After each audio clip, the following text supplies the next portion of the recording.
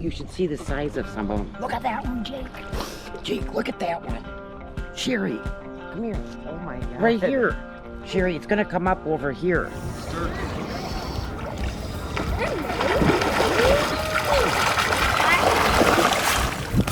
Won't get no better than that for you, dog. Yeah. You're gonna get wet.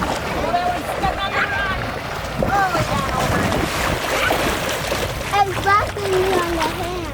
Yeah. It's slapping all over my Tanner, face. step down. There's a dinosaur. I want to see.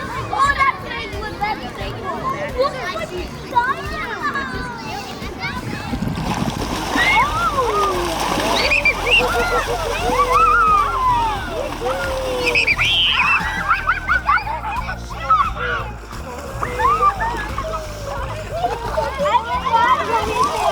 Well, that was some pretty cool sturgeon spawning footage that I got last spring when I was turkey hunting in Wisconsin. I just figured I'd flash that in there just because it's a pretty cool thing to go and watch. It only lasts for a couple days when the water temperatures get right and they are right up on shore where you can see them up close, and a lot of people go and enjoy it. It's a pretty magical time. A lot of sturgeon being made there. But next I'm gonna meet up with a sturgeon biologist for the state of Wisconsin, and she's gonna address some of the issues going on with sturgeon spearing right now, or the potential issues we might have to deal with in the future here. So I appreciate her taking the time to meet up with me with sturgeon spearing coming up here this weekend. Just want to say good luck to the people going out. Ice conditions are probably the worst that anybody's ever seen them this year, so I know a lot of people aren't even gonna be going. But if you are going out, be safe. And with that, I'm gonna go to the interview I did with Margaret today. Appreciate it. Yeah, not a problem. Not a problem at all. It's weird. I'm kind of loving getting out here. I think I've done this like every morning for the last week. And every time I come out, I'm like, it's not going to be that cold. And then it's cold, and I'm like, I'm kind of thrilled. It's pretty chilly. Chilly is good. Yeah. Chilly is good. I guess first just talk about the sturgeon population in the Winnebago system and whether or not it's growing or decreasing and what the status of it is. Yeah, so here in the Winnebago system, we've actually got a very healthy sturgeon population. We're looking at about 40,000 individuals. It's 25,000 adult males and 15,000 adult females. We've been seeing this increase ever since kind of that 80s, 90s time frame, which is right when, there's a lot of great regulations that were going on, conservation efforts, habitat work from not just the DNR, but lots of conservation groups across the Winnebago system. And so because of that, we're seeing a very healthy kind of increase and just a very, very stable population right now that well sustains the spear fishery and should be able to sustain it into the future. Yeah, and I guess the reason I wanted to have this conversation is because right now they're trying to put sturgeon on the endangered species list, which would essentially end sturgeon spearing, correct? Well, okay, so a couple of things is U.S. Fish and Wildlife was petitioned to assess whether or not sturgeon should be on the endangered species list. So it's not that U.S. Fish and Wildlife wants to list them, they were just petitioned, and by law they have to look into how the population is doing. So they're trying to assess right now whether or not they should be listed. And at least in our population, in this area, we do have a very healthy population, but that's kind of for U.S. Fish and Wildlife to decide. And DNR has done everything in their ability to give U.S. Fish and Wildlife the most up-to-date information, as opposed to kind of whatever information they might be able to find online or whatever the group that petitioned them could find. We want to make sure that they're making the decision based on all the information that we're seeing that's leading us to the decisions we're making about the spearing season. So hopefully they'll see all that information and realize that the Wisconsin DNR, not just in the Winnebago system, but across the state, really do have a good understanding of their populations. We have the management kind of dialed in the best we can. We make changes as we need, and our populations are doing extremely well because of it. Yeah, it seems like we probably have better information on that type of stuff than pretty much anywhere. Yep, a lot of other states, when it comes to sturgeon management and sturgeon conservation, they come to Wisconsin. They know what we're doing. They know we're kind of that gold standard when it comes to how we've done things and things like that. So we regularly have other states not only come up here during the spawning spawning season to take gametes, so eggs and milk, to go back down to restock their populations. But we're also on the horn with, other biologists from not just, the rest of the United States, but also other countries when it comes to their sturgeon management and trying to figure out what we're doing and what they might be able to bring back to their states and countries for their sturgeon population. And I think something people might not understand if they were to just watch a sturgeon spearing video is there's very specific regulations set in place where there's not going to be any sort of overharvest or anything like that. There's quotas on how many fish are able to get speared. Yes. Based off of the information that you guys have collected. Exactly. Yeah, you're right. When it comes to kind of the rest of the United States, they might not fully understand what's going on, but here we have extremely strict harvest caps that, at the end of the day, every single sturgeon that's harvested has to come to a DNR agent. And all of those numbers get filtered to me at the end of every single day to make sure that we're not exceeding that 5% harvest cap. So whatever our kind of 5-year average for population size is, that's what we set the harvest caps at. And once we hit that 5%, we're done. The season shuts down. Everyone knows, they're kind of in tune with what's going on. So because of that, we don't have over harvest going on here. At least, we have a healthy amount of harvest for what our population can sustain.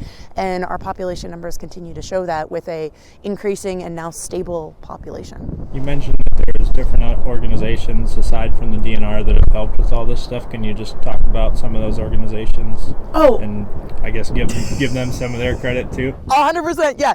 So there are so many organizations, and I always apologize because I'm going to miss a few. There's no offense meant by that, but there are just so many fantastic organizations around the Winnebago system. There's the 5 chapters of Sturgeon for Tomorrow that regularly donate and help us with kind of a lot of our research and management. There's Shadows on the Wolf that's regularly helped us with habitat projects. We rely very heavily on all the spearing groups in the area to make sure that all of our spears are informed on how ice conditions are, again, getting our message out there. And they've also helped with a lot of kind of the management and research going on. So not only that, but just the spears themselves, the fact that they buy into this, having to register every single fish, and they do it willingly and happily. Just that kind of organization and that commitment alone is also a testament to how great this population is, and how dedicated not just the DNR but the people of the Winnebago system are to sustaining this population, so that way their spearing season can continue into the future. Yeah, it's a cool story kind of like how the spears and everybody works together. The check-in is kind of comparable to what the deer registration used to be like, where people gather around and everybody's excited for one another. Yeah, it's this, when it comes to like a fishery, this is unlike any fishery, at least inland and freshwater fishery that I know. There's very few locations where, like you said, we get a lot of people at registration stations who are coming to just celebrate and chat and see how things are going. Yeah, we've got tournaments and things like that, but usually the people who come to the weigh-in are the people at the tournaments. At registration stations, you've got family and friends and neighbors and people who never even got out onto the ice, but they want to come, they want to celebrate, they want to see what's going on, they want to see the fish. It is like the most celebratory atmosphere that I've ever experienced kind of in any fishery. So I've seen it described as a cultural event a lot of times. Yes. It doesn't even really revolve around spearing a fish. There's just so many different things that go on around the lake that bring in income to small businesses and bring in income for the DNR too. Yeah, it really is just a big celebration. And yeah, there a decent number of people do go out and spear, but the whole community gets involved, like the absolute whole community, which is not something you see in a fishery, that they rally around one individual fish species at least twice a year during the spawn and during the spearing season. So is there anything that people can be doing right now to, I guess, help oppose the sturgeon spearing being lost? I saw something about the Spear Act or something like that recently. Yeah, if you want to know more about the Spear Act, I would definitely contact your local representatives. That's not like a DNR thing, but if you want to know more about it, for sure, reach out to your local representatives and let them know whether or not you support or oppose that act. But the best thing that I've always told people is there will be a public comment period when the initial decision from U.S. Fish and Wildlife comes down, and that's the time that you really get to make your voice heard. So make sure you're ready to write in. The initial decision is due June 30th, 2024. So So after that, there should be a 60-day comment period. That's the time for you to kind of make sure U.S. Fish and Wildlife knows your voice is heard. Do a little bit of research. You can read the initial petition that was drafted by the Center for Biological Diversity. It's on regulations.gov. Just Google, just regulations.gov and then search Lake Sturgeon. You can read kind of all that's already up there, and that's where the initial decision will be and where the public comment period will be afterwards. And just about every organization around the lake is ready to make sure as many people as possible know when that comment period is open, because unfortunately that is kind of one of your only avenues. It is the federal government. It is U.S. Fish and Wildlife. This is their process. There's nothing I can do about it. Yeah, that's what people need to understand is, yeah, I'm sure a lot of you, like you and a lot of your coworkers, I mean, yeah, you're not the ones that are in charge of this. And your guys are going to give them all the information that you have, but ultimately the decision's not going to be up to you guys. No, and we do, and we have done everything in our power to advocate for the spearing season, because that's the last thing we want to do is lose the spearing season. So telling U.S. Fish and Wildlife, not just about the population numbers. I know there's a lot of, this decision should be based on science. And so the science is extremely important.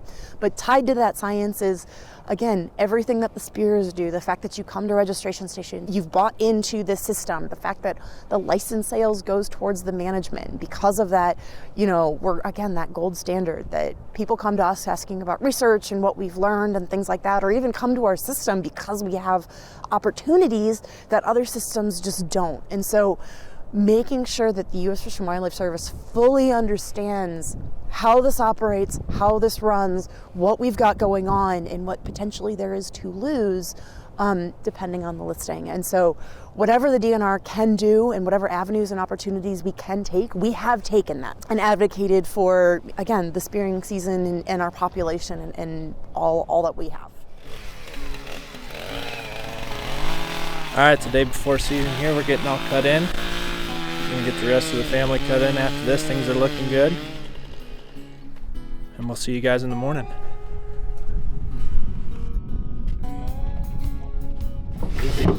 Oh, Look at the zebra mussels down there. Oh God, no pipes here, no pipes. Yeah, you can see the zebra mussels sitting on the bottom. why is it so clear here? Well, it's shallow.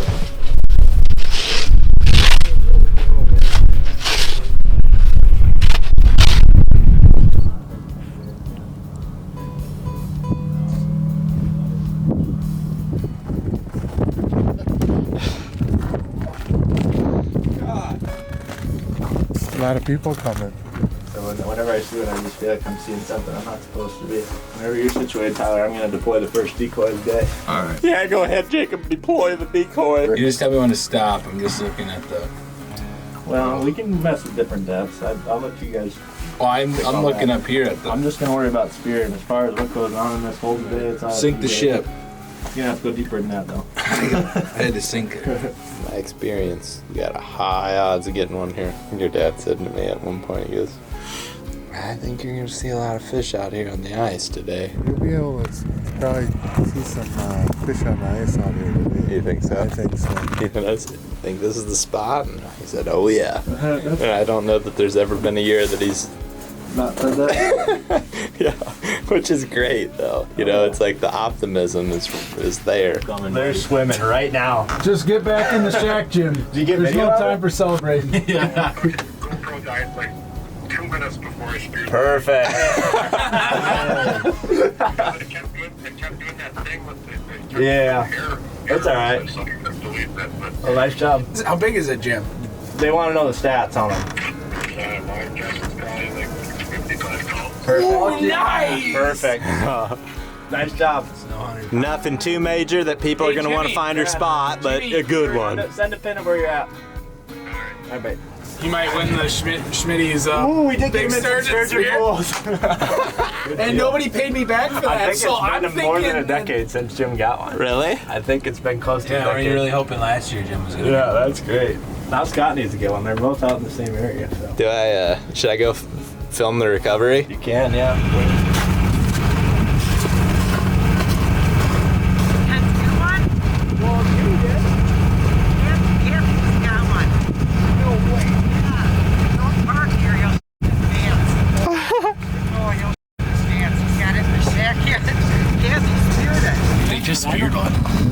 You did?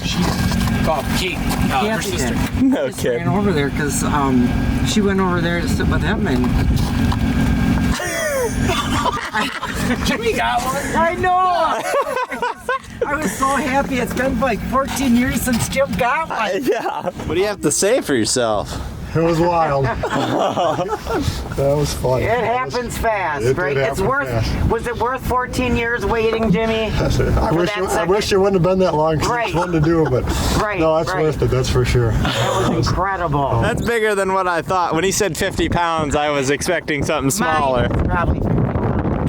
Oh, what a thrill! Oh my God! You too. Congrats. Oh my God! Thanks. That was awesome. Way to go. It was awesome. Oh, yeah. I went over the one corner of the pipe, and Cody's uncle was sitting with me. Never experienced before in his life. Walked over, brought my lunchbox over to me, and we were just talking. And it went over just the very corner of the pipe. I said, "Ron, there's something." And I stood up.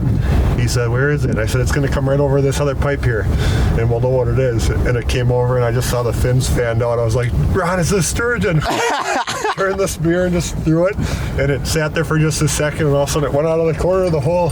I was like, "Ron, we got him." He's like, "What do I do now?" And it's like, start grabbing that stuff and pulling it out of this hole. So he grabbed it. He's pulling the decoys up, threw them on the floor. I was like, "Grab that gaff hook, Ron," and the thing was fighting, and I was trying to get it in the hole, and got it into the hole, and Ron's like, "Oh my God." And I'm like, "Gaff it, Ron." And he whacked the gaff hook off of it like 4 times, hit it with it. I was like, "Get it, Ron," because it was sitting in the hole just splashing everywhere. And I was like, "Get the door open, Ron." And I grabbed the gaff hook and I gaffed it, and we pulled it out. How stressed were you when he hit it 4 times before he got it? I mean, the spear was in it good, so I felt okay about it, but he's like trying to get it. He's like, "Oh my God, it's hard." And he hit it the one time and it stuck a little bit. I was like, "All right, pull it out." And he started pulling and the thing came out. And I was like, "Just get the door open and get the chair out." Gaffed it, and we finally got the thing out of the hole. That is a nice fish. It's wild, man. That thing looks pretty huge to me. I mean, with my limited experience. Way to be on the ball. I mean, you're like, dude. This is what we do. It all happens pretty quick. Oh yeah. Like, boom. That was. Did anybody call Zackrell and get the update? Was that the minor or was that the I don't know major? who that was. Oh yeah, well, when the fish were Movements? something was happening there. Major and minor movements? The the moon phase and all that. It has a lot. Are we Wow. overhead, I think? When these fish are I think swimming, we're overhead this right is now. The major. This was the same time yesterday, though, when all those fish were, like, swimming through this It was party. Should I get in there? You think then? Maybe I should. I saw you guys grab that second bottle. Oh yeah. One of these years I'd like to be the one with a legal tag so I could at least... How much is it on a state take for this? I don't know. Do you know how much it costs to do this? As a non-resident? As a non-resident it does. And as a resident it's 20. No, Oh, right there, Jake. Are you serious? Yeah. Yeah. I can pause right there.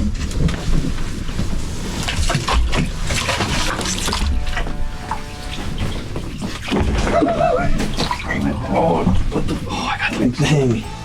Dude, and he just sat there.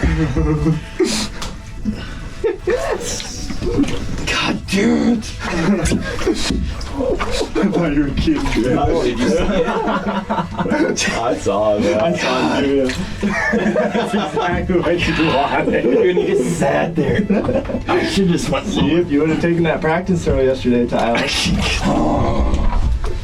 A lot of fish in this area though. Seriously. I would have never saw that thing if it wasn't on the... I knew I should have got lower.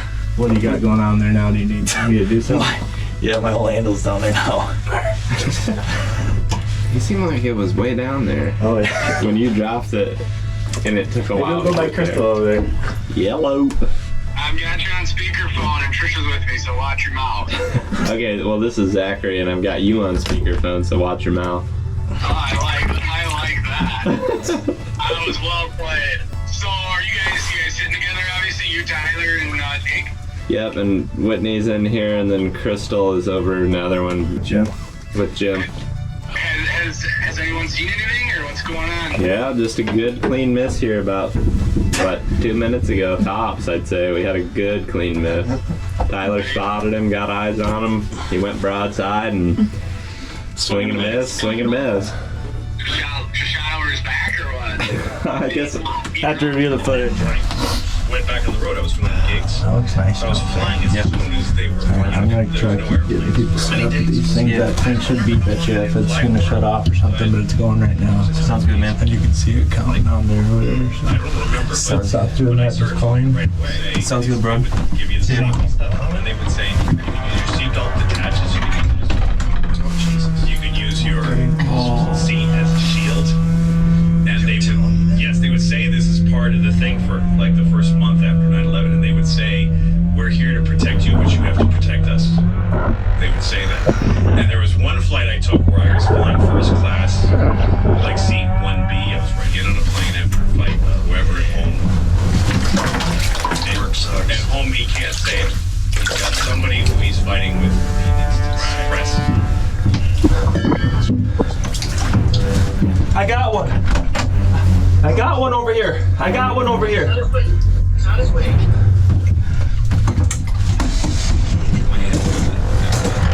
always think it's something that's good for no. I can't get it in my head.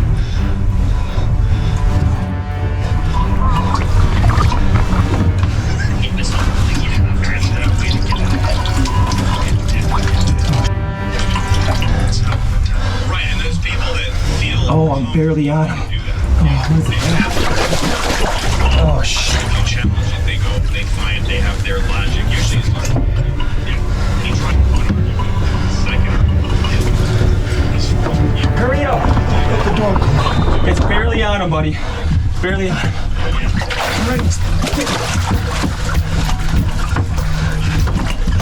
Yes. Oh, you did it. Look it. Same thing that happened to you. Did you get that camera out here? Just brought it in. It's recording. Oh my brother. Oh my god.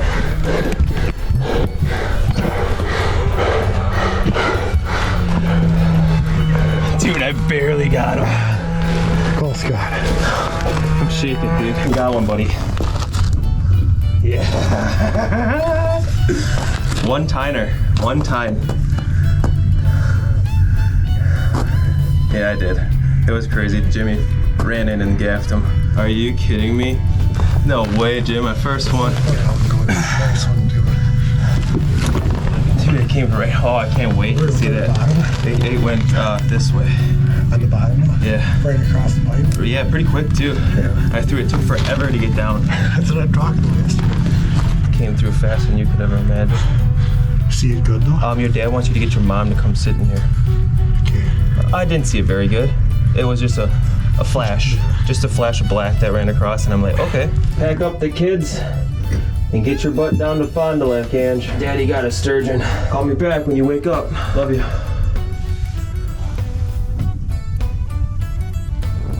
Take one in the books. Camp here. I don't know how the hell you guys make a living with a camera. How you doing that? He gave us 3 cameras and every one of them was dead by 8 o'clock when the action started.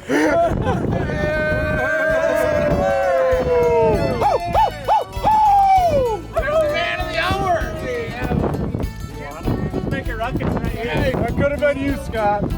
That's alright. I don't even think I have one of those, Hayden. I like that.